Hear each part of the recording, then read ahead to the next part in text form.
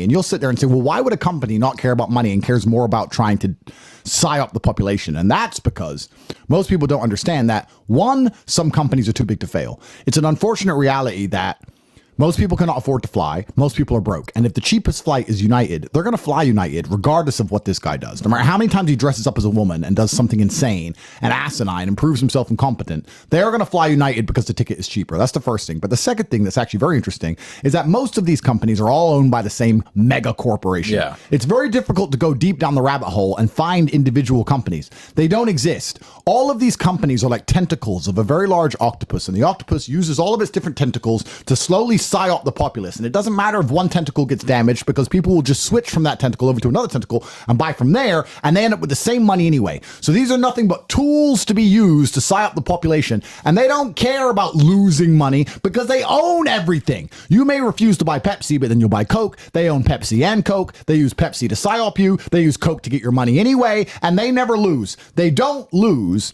by psy-upping you or attempting to psy-up you unless you go to small family-owned businesses, and they're trying very hard to put them out of business, or they're absorbing them on purpose to prevent people having any choice at all. You're going to end up giving your money to Megacorp no matter what, so they can psy-up you with their garbage no matter what anyway. So when people say go woke, go broke, it's actually quite optimistic to believe that being upset by what these companies do actually makes a difference, because the way the capitalistic system's set up, in the end, I mean, Bud Light is owned by a brewer, I don't know how to say it. Something Bush, something. It's owned by a Anheuser-Busch. company that owns everything. Yeah.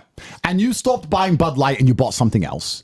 They got their psy-op across. They pretended to be sorry a little bit, and they made the same money they've always made because people just bought a different beer. You're drinking Corona. You can't win. And that's why it's so very important that you find these small family-run companies, but it's extremely difficult. And that also ties back into what we're saying in the last emergency meeting about